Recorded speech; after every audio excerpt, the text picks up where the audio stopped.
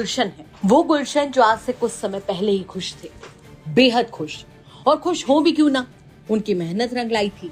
2021 में जिस लड़की के साथ उन्होंने लव मैरिज करके भविष्य के सुनहरे सपने देखे थे, वही लड़की 2023 में दरोगा बनकर उनके सामने खड़ी थी। गुलशन ने अपनी पत्नी को दरोगा बनाने के लिए जी तोड़ मेहनत की थी और उसी मेहनत का अंजाम था कि उनकी पत्नी को भी इतनी बड़ी खुशी मिली थी। तस्वीरों में आप देख भी सकते हैं कि दरोगा पत्नी से ज्यादा उसका पति गुलशन खुश नजर आ रहा है, लेकिन उसे क्या पता था कि उसकी खुशी ज्यादा दिन की नहीं है। आज यही गुलशन दर दर जाकर न्याय की गुहार लगा रहे हैं। आपको बता दें कि उत्तर प्रदेश के हापुड़ से एक चौंका देने वाला मामला सामने आया है, जहां अपनी पत्नी को पढ़ा लिखा कर दरोगा बनाने वाले पति गुलशन पर ही उनकी दरोगा पत्नी ने दहेज मांगने, उत्पीड़न, मारपीट और तेजाब से हमले की धमकी देने का गंभीर आरोप लगाते हुए मुकदमा ठोक दिया है। उनकी पत्नी ने अभी हाल फिलहाल में ही यानी कि 13 नवंबर 2025 को एक केस दर्ज कराया है। इस केस में गुलशन के अलावा उनके परिवार के 6 लोगों को भी शामिल किया गया। अब मतलब कि हमारा रिलेशन था 2016 से, उसके बाद में हमने पढ़ाया लिखा अपना, उसको सपोर्ट किया, उसका फिर सिलेक्शन हो गया 2023 में। उससे पहले हमने कोर्ट मैरिज की थी, जिस कारण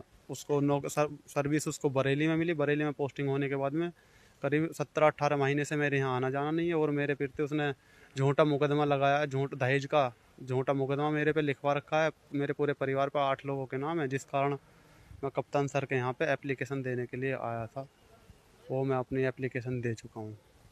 कौन सी उसमें भर्ती हुई है और क्या? वो 23 बैच में भर्ती हुई थी। कौन से पद पे है? वो एसआई के पद पे तैनात है। अच्छा, अब कौन से जो आप पे आरोप लगाए हुए हैं? वो दहेज के हैं, वो है दहेज उत्पीड़न का है, वो जिसमें वो मांग कर रही है 20 लाख रुपए की कि मुझे पैसे दे दो और मैं तुम्हारा समझौता नहीं ख़त्म कर देंगे। हम नहीं दे सकते पैसे, ना ही हमारे पास हैं, हम गरीब लोग हैं, हम कहाँ से देंगे। हम खुद पढ़ाई करने लगे हैं अब। ठीक है। शादी के बाद आपने उनको पढ़ाया था? हाँ, शादी के बाद में। तो फिर जो बात बिगड़ी आपकी वो कैसे बिगड़ी, किस बात को लेकर? वो अचानक हो गई थी, वो थोड़ी आपस में विवाद चल रहा था। मैंने उन्हें बुलाने की कोशिश की, वो मेरे यहाँ आना जाना उनको नहीं है। तो अब आप क्या चाहते हैं? वो जैसे भी हैं, आना चाहें तो आ जाएं। हम तो अब आज भी रखने के लिए तैयार हैं और कल भी रखने के लिए तैयार थे और आज भी हैं। लेकिन झूठा मुकदमा लिखवाया हुआ है, वो उसमें जांच थोड़ी अच्छे से हो।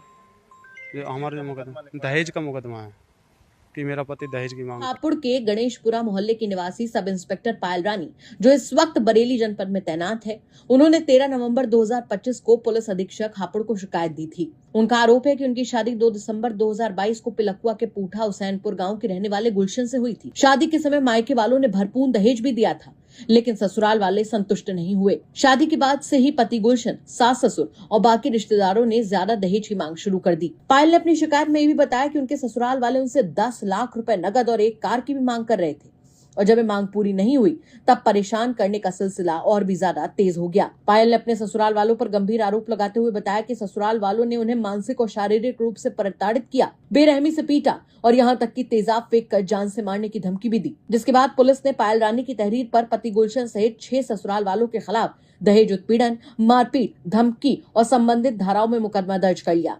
जबकि पति गुलशन का कहना है कि वो और पायल साल 2016 से साथ में पढ़ाई की और जब लगा कि एक दूसरे के बिना अब नहीं रह सकते तो दोनों ने 2021 में कोर्ट मैरिज कर ली। गुलशन का कहना है कि उन्होंने अपनी पत्नी को पढ़ा लिखाकर दरोगा बनाया, अपनी मेहनत से कमाए हुए पैसों से उन्हें पढ़ाया और समर्थन किया, जिससे उन्हें नौकरी मिली। लेकिन अब पायल रानी ने उन पर और उनके परिवार पर झूठा मुकदमा लिखवा दिया है। गुलशन ने हापुड़ के एसपी कुंवर ज्ञानंजय सिंह से मुलाकात करके सही और निष्पक्ष जांच की गुहार लगाई है। वहीं इस मामले में हापुड़ के एसपी कुंवर ज्ञानंजय सिंह ने बताया कि मामले की गहन जांच की जा रही है, आरोपियों से पूछताछ की जा रही है और साक्ष्य जुटाए जाएंगे। महिला दरोगा के पति गुलशन का पक्ष भी सामने आया है। निष्पक्ष जांच करके कार्रवाई की जाएगी। फिलहाल अब जांच के बाद देखना होगा कि इस मामले का सच आखिर कब तक और क्या निकल कर सामने आता है। वैसे क्या कहेंगे आप इस खबर पर, कमेंट करके जरूर बताएं।